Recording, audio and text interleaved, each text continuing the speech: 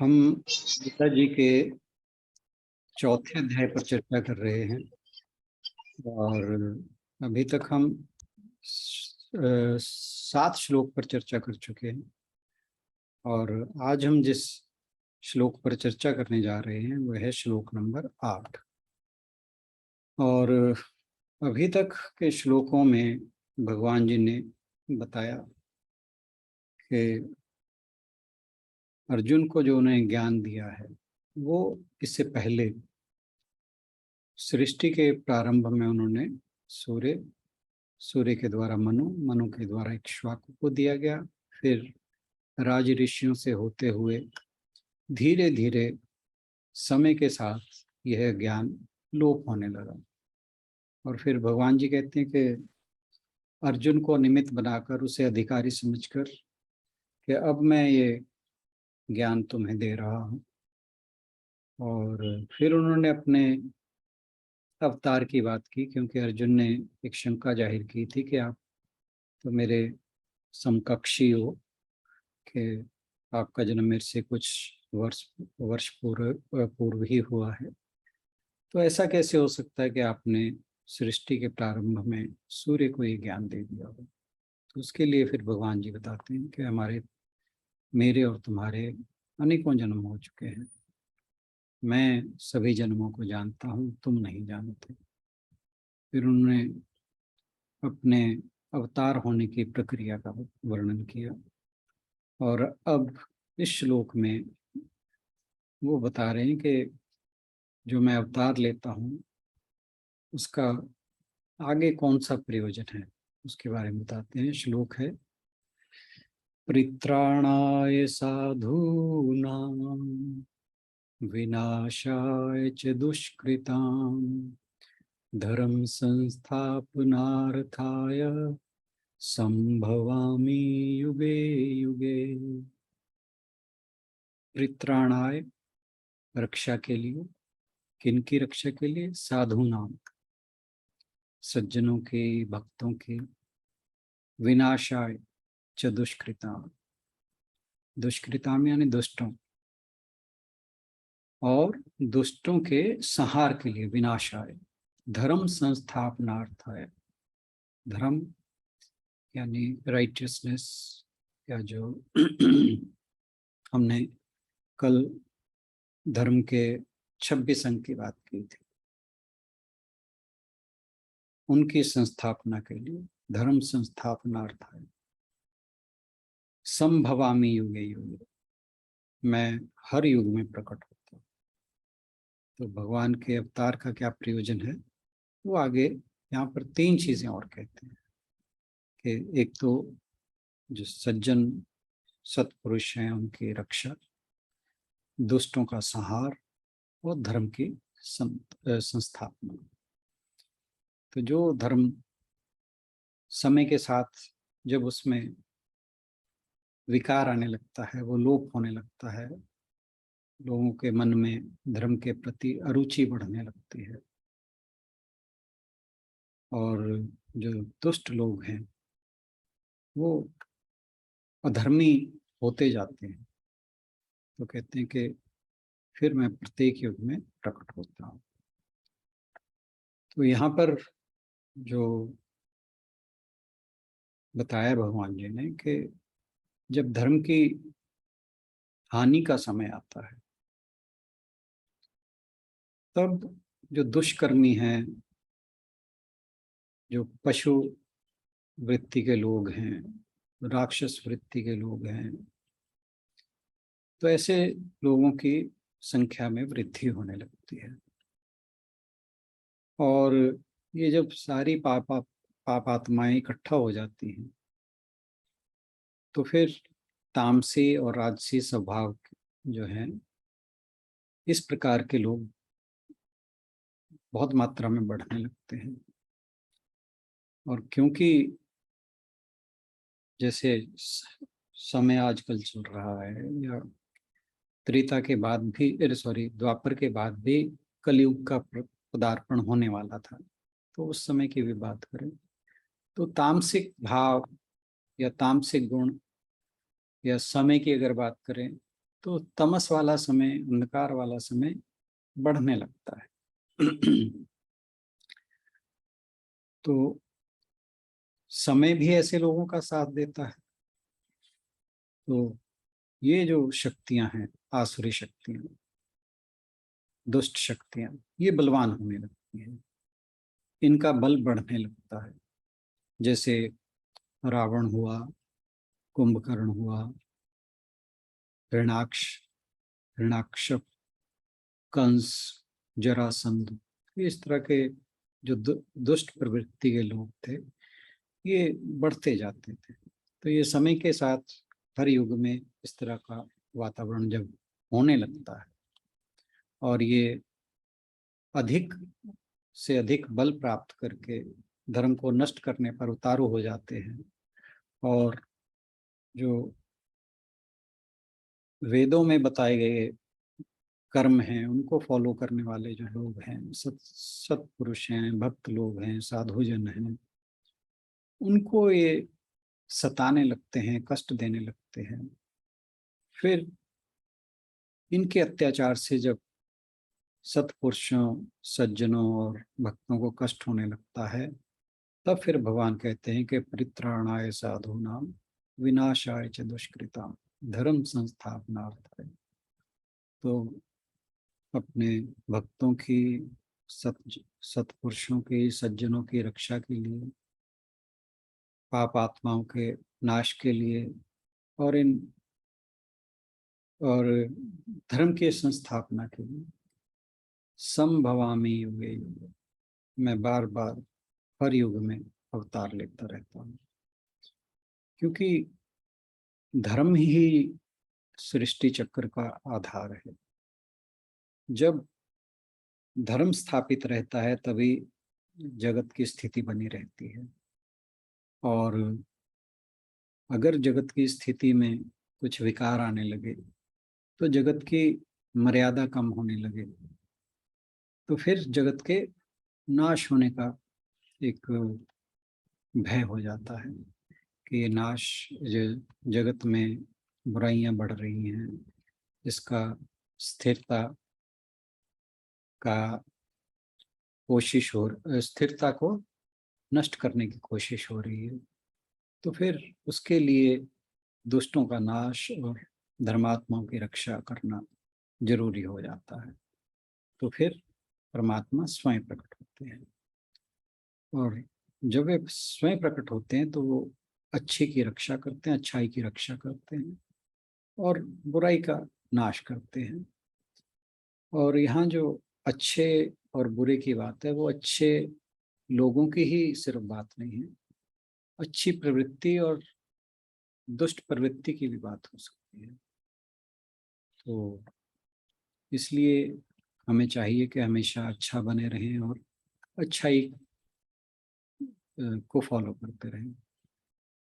तो जब ऐसा करते रहते हैं तो भगवान की जो रक्षा कवच है वो हमारे साथ बना रहता है, और भगवान बार बार अवतार लेते हैं जब जब जगत में धर्म की हानि होती है। इसके कई उदाहरण हैं। जैसे एक युग में जब राक्षसों ने वेदों को समुद्र में डाल दिया था, तो उस समय समुद्र से निकालने के लिए भगवान जी ने मत्स्य अवतार लिया था। और क्योंकि जितनी गहराई में, समुद्र की गहराई में वेदों को डाल दिया गया था, वहां से मत्स्य ही उसे निकाल सकता था। मत्स्य अवतार लेकर भगवान जी ने उन वेदों को निकाला और उनको दोबारा रीएस्टेब्लिश किया, स्थापित किया। इसी प्रकार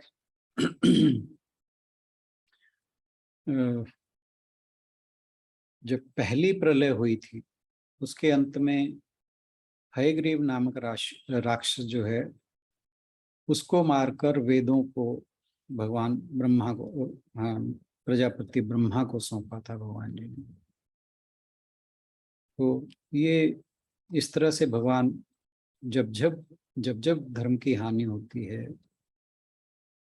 तो भगवान किसी न किसी रूप में आते हैं और धर्म की स्थापना करते हैं। और ये यहाँ पर जैसे यहाँ पर 3 बातें लिखी गई हैं कि साधु नाम परित्राणाय दुष्कृताम विनाशाय धर्म संस्थापनार्थाय। और इस तरह जो भगवान कृष्ण का अवतार है ये इन तीनों की स्थापना के लिए हुआ।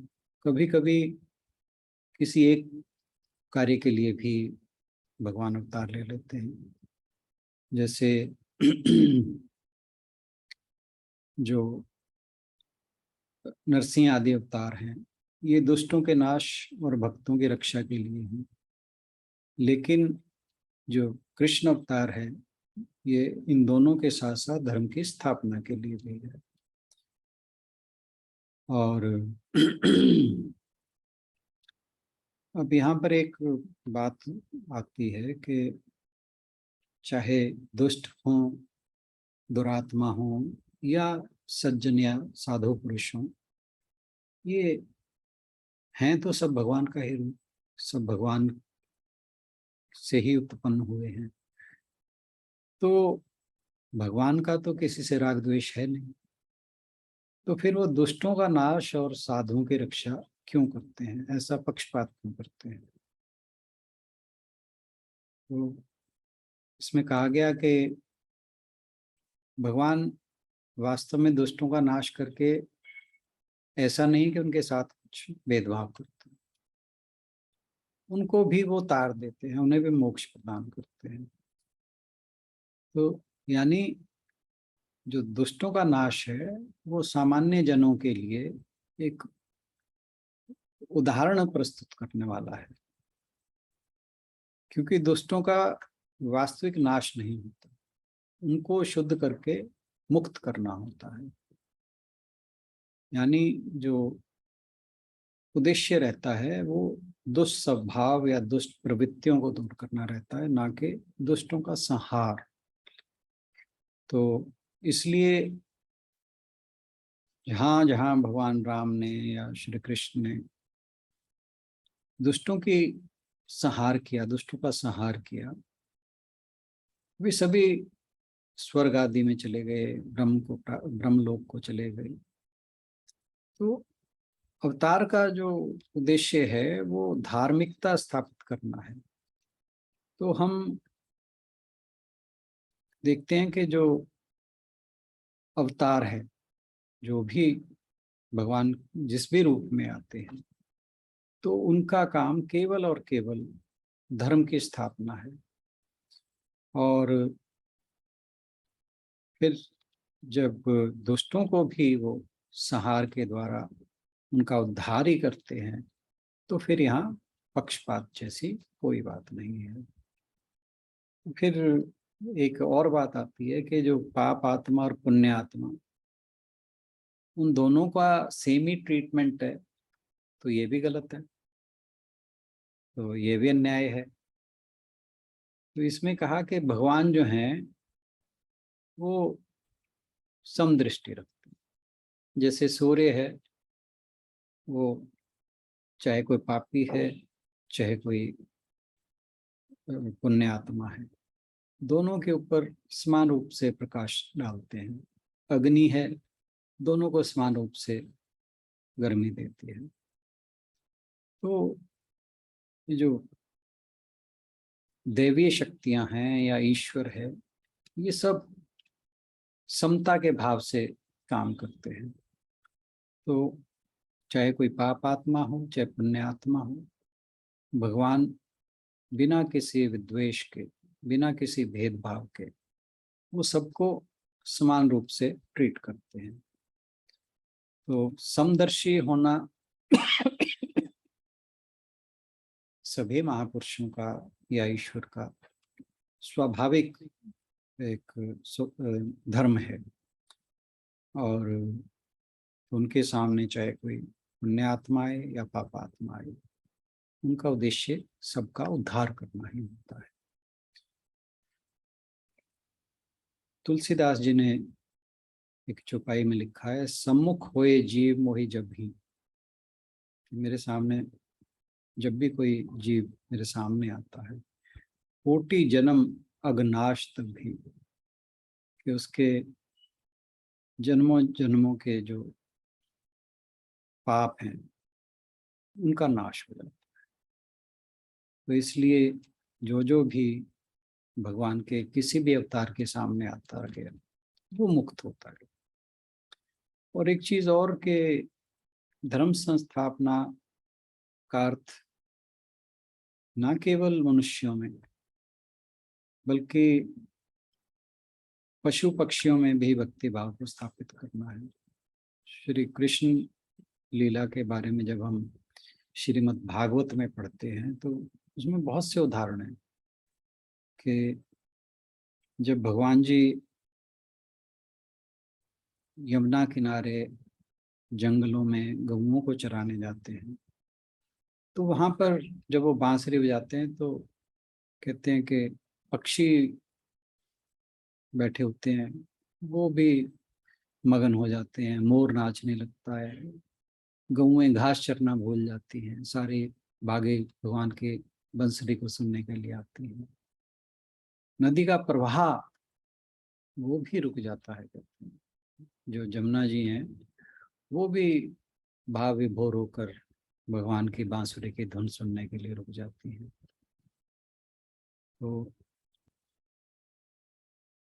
श्रीमद् भागवत में वृंदावन के वृक्षों के बारे में भी एक प्रसंग आया है। कहते हैं कि इनके सामने कोई भी आ जाए वो खाली हाथ नहीं लौटता। कि जो वृक्ष है उसका धर्म है कि वो छाया देता है, सुगंध देता है, हवा देता है, ऑक्सीजन देता है, अपना फल फूल देता है, यानी अपना सर्वस्व दे देता है, लकड़ी भी दे देता है। तो किस लिए? कि सिर्फ मनुष्यों के भले के लिए। तो भगवान कहते हैं कि इन वृक्षों के सामने तो मनुष्यों की सारी शान फीकी पड़ जाती है। तो भगवान इन वृक्ष वनस्पतियों के हृदय में भी भक्ति को बढ़ाने के लिए अवतार लेते हैं। हम जैसे पीपल के पेड़ को पूजते हैं, तुलसी के पौधे को पूजते हैं, तो पीपल के पेड़ में हम भगवान को स्मरण करते हैं, उनको देखते हैं, और तुलसी के पौधे में माँ जगदम्बा को देखते हैं।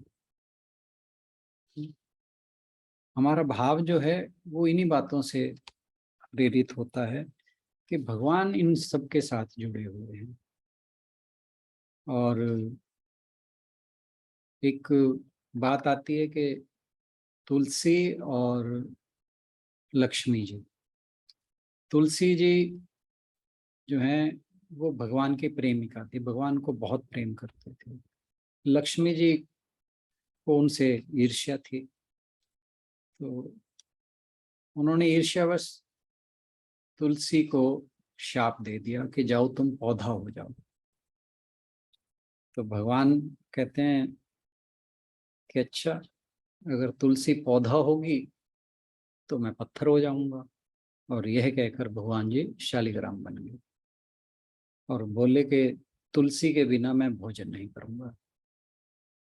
तो तब से शालिग्राम पर तुलसी के पत्र चढ़ने लगे।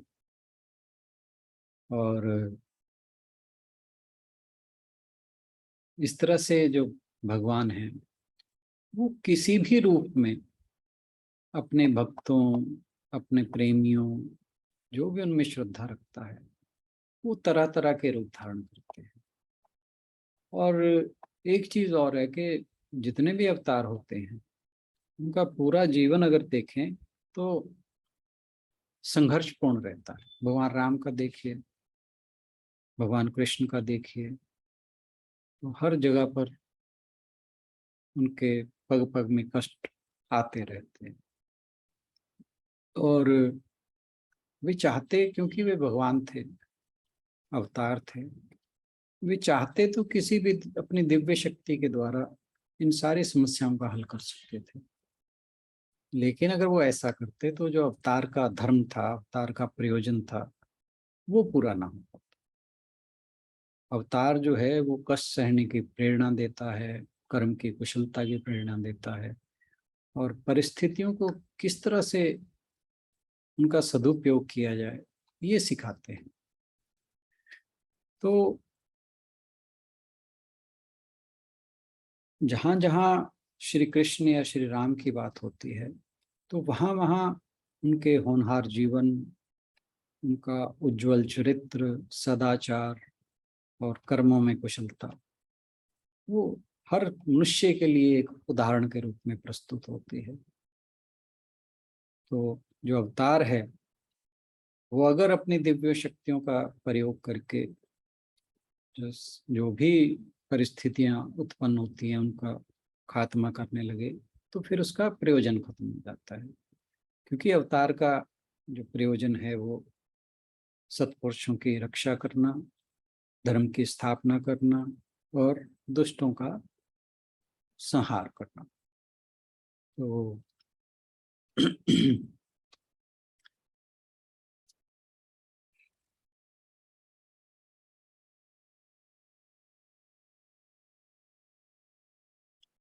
अवतारी पुरुष जो हैं वो जो बहुत ही अनेकों रूप धारण करके जो साधु हैं, साधु जन हैं, सत्पुरुष हैं, सज्जन हैं, उनका बहुत से रूप धरकर उनका रक्षा करते हैं, परित्राण करते हैं। कहीं पे वे मित्र बनते हैं, कहीं सेवक बनते हैं, कहीं गुरु बनते हैं, कहीं दूत बनते हैं। तो यानी जिस समय उनके जिस चरित्र और आचरण से लोक कल्याण होता है, उसी समय वे ऐसा ही रूप धर लेते हैं। और जो दुष्कृत हैं या दुष्ट आत्मा हैं, उनका विनाश भी अवतारी पुरुषों की एक लीला ही होती है। और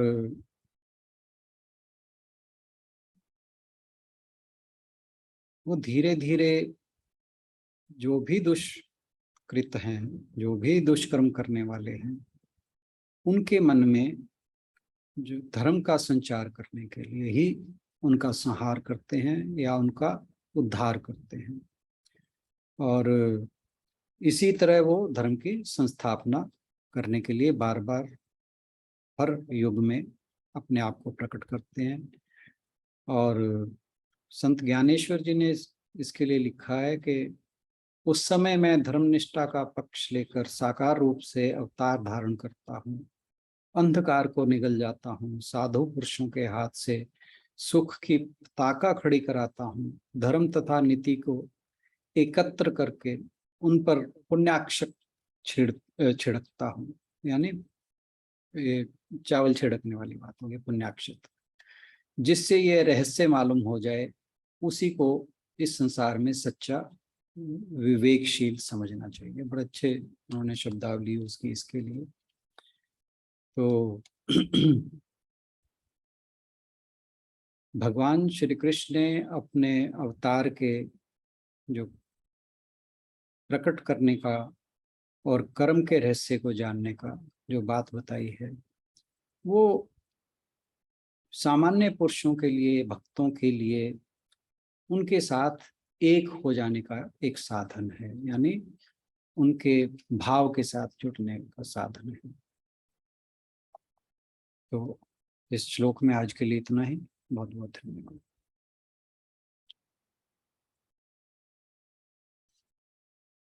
हमारे पास समय है करीब करीब 2.5 मिनट। कोई कुछ कहना चाहे तो जरूर अपनी बात कहें, नहीं तो हम यहाँ पर इस सेशन को यहीं समाप्त करेंगे।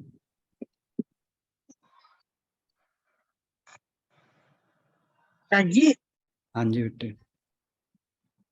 जैसा कि आपने कहा है, तो जो अवतारी पुरुष होते हैं उनके जीवन में बहुत संकट होता है। सर, इसका मेरे मन में सबसे बड़ा जो उदाहरण घूमता है वो यही है कि कैसे गुरु गोविंद सिंह जी को अपने जीवन में, उनका जीवन सिर्फ युग लड़ाइयों में बीता। अपने जीवन में उन्होंने 14 युद्ध किए।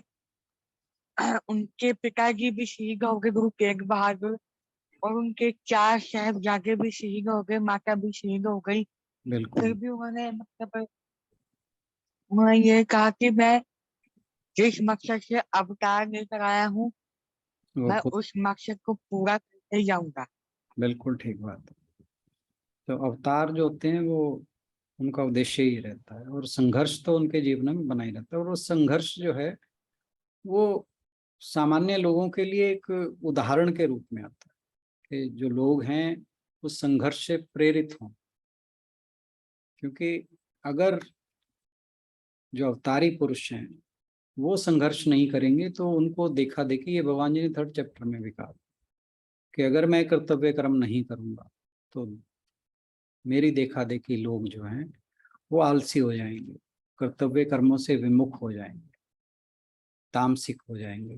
तो अवतारी पुरुष कभी भी ऐसा नहीं होने देगा, क्योंकि धर्म की स्थापना में संघर्षशील होना सबसे ज्यादा जरूरी है। चलिए, इसी के साथ हम समापन की ओर बढ़ते हैं। अगर किसी को कुछ कहना है तो हमें दोबारा से ज्वाइन करना पड़ेगा। Anyone, if you want to say something, session is about to close. चलो, ओम शांति शांति शांति। सभी को बहुत बहुत प्रणाम और बहुत बहुत धन्यवाद।